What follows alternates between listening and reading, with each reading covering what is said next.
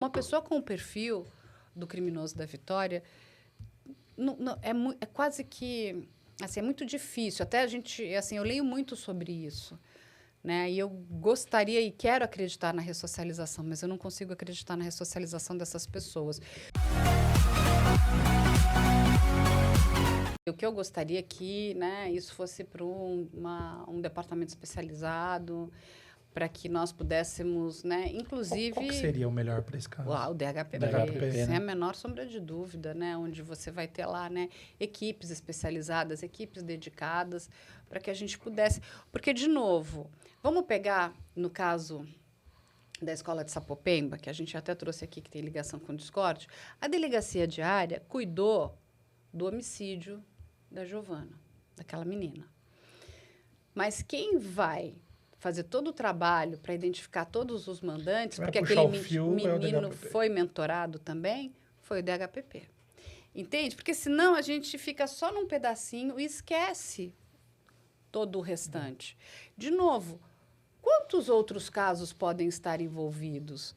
Tem que puxar todas aquelas meninas que desapareceram, tentar entender, voltaram para casa, não voltaram, tem um perfil igual, tentar descobrir, sabe, mancha de sangue mais antiga que vai ser encontrado nesse local primário onde a Vitória, infelizmente, foi morta.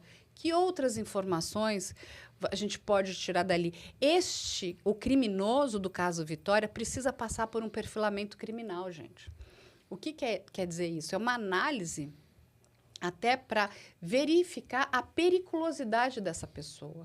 Que eu entendo que ele tem o criminoso da Vitória tem um alto grau de periculosidade, perversidade, sadismo. Entende? Ele usa questões ritualísticas, ele está muito preocupado em tentar esconder as marcas dele, né? As marcas que ele possa deixar. Então, ele é um criminoso já aqui, ó. Ele não é uma pessoa que está começando hoje. Ninguém vai começar um crime com tamanha assinatura de perversidade e sadismo. Você acha que esse perfil dele, caso seja confirmado, é um daqueles tipos de pessoa que não poderiam ser reinseridas no futuro? Eu acho que sim. A gente está lidando aqui, né?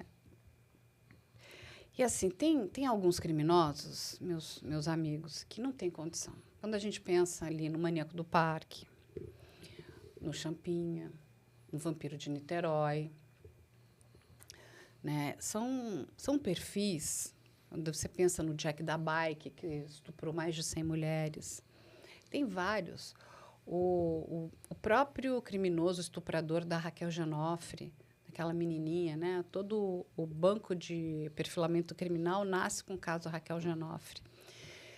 Então, assim, não há condição dessas pessoas voltarem e serem reinseridas na sociedade. São pessoas que algo deu muito errado ali. E quando você vai pensar, de novo... E aí vale lembrar um outro parênteses, né? A Vitória tem 17 anos. Toda vítima de crime contra a dignidade sexual, independente da idade que ela tenha, tem direito ao sigilo absoluto, né? Então, talvez o processo da Vitória vá correr em sigilo, se for confirmado que ela tenha sofrido abuso, né? Crime contra a dignidade sexual dela. Não existe ex-estuprador. A pessoa só precisa de uma oportunidade. Entende? É diferente de outros crimes, que a pessoa foi lá e roubou essa comida porque a família estava com fome, estava desesperada. Essa aqui talvez você consiga ressocializar. Ela, enfim, foi lá e roubou o teu celular porque estava em desespero e que vai vender por qualquer coisa porque não tem dinheiro para pagar o aluguel. Talvez essa pessoa consiga ser ressocializada. Uma pessoa com o perfil do criminoso da Vitória, é quase que, assim, é muito difícil. Até a gente, assim, eu leio muito sobre isso, né? E eu gostaria e quero acreditar na ressocialização, mas eu não consigo acreditar na ressocialização dessas pessoas, porque elas têm o desejo, elas têm aquele ímpeto e elas só precisam de um momento certo. O Champinha, ele foi preso quando ele tinha 17 anos. Ele vai fazer 36, quase 37, era para ele estar solto há muito tempo. Ele continuar preso não é pelo nosso Código Penal. é por uma interdição civil, uma gambiarra da área civil para segurar ele lá dentro. Porque ele é um perigo para a sociedade. Até onde ele mora sozinho, né? Não tem nem gente em volta dele. Não, ele está dentro de uma instituição, né, do governo, e a gente recebeu uma informação de que ele, sabe essas faquinhas, tipo uma espátula de passar manteiga, assim, ele com aquilo, ele avançou na assistente social. Ou seja, é algo, assim, eu não sei, sabe quando algo deu muito errado? De muitas coisas Mas se encaixaram. O que as pessoas precisam entender é que esse tipo de criminoso não é a nossa massa carcerária, né? Não é. Ele é o criminoso que causa maior dor na sociedade, ele deixa, sabe, embrulha o nosso estômago, são crimes muito abjetos.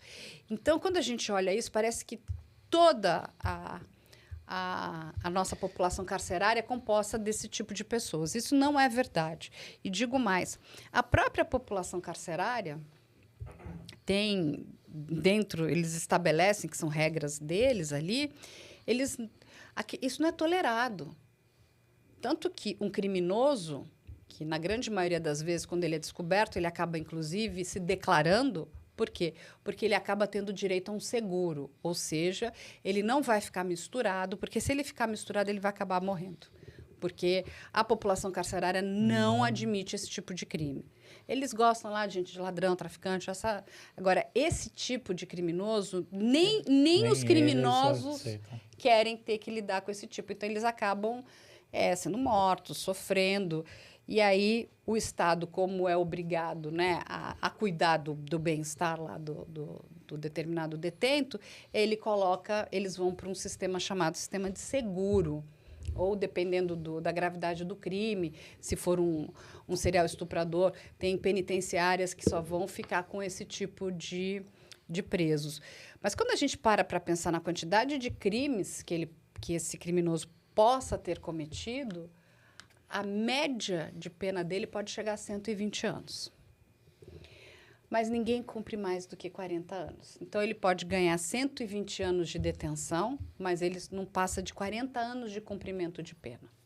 A gente está falando de uma pessoa bastante jovem, ou seja, que vai sair ainda muito jovem, porque toda pessoa que um dia foi para uma penitenciária, um dia sairá. A questão é, nós não estamos cuidando desse determinado assunto.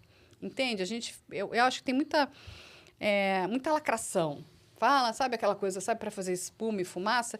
E a gente não está se atentando a esse determinado tipo de crime e de criminoso.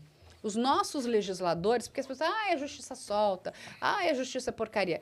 Gente, a justiça, ela só faz cumprir a lei. Ela tem o cumprimento. A lei é ruim, tem que chegar lá no teu legislador, naquele que você votou, e falar, cara, eu não tô satisfeita com isso. Porque são essas as pessoas que definem as nossas leis, que vão definir o nosso futuro, o futuro das nossas mulheres, o futuro das nossas meninas e adolescentes.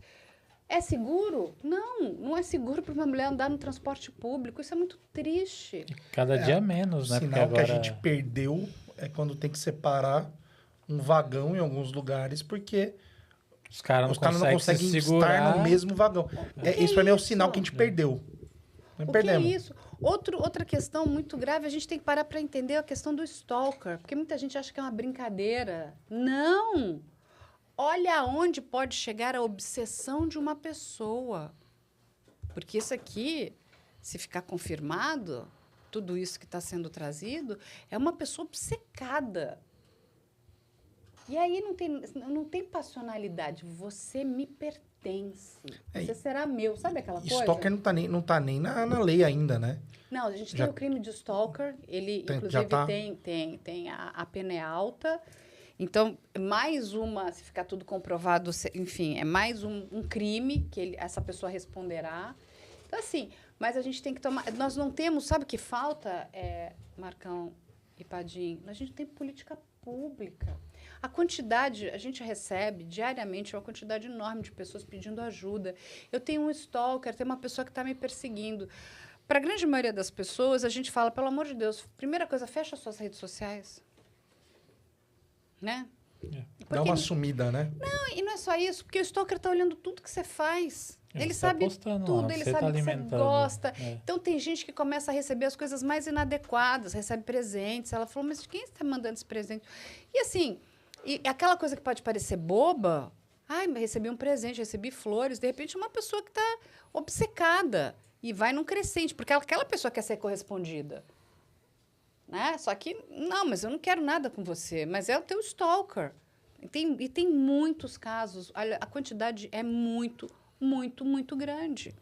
E quando você vai pegar uma mocinha tão novinha, uma adolescente ainda, né? Tem 17 anos, ela tinha.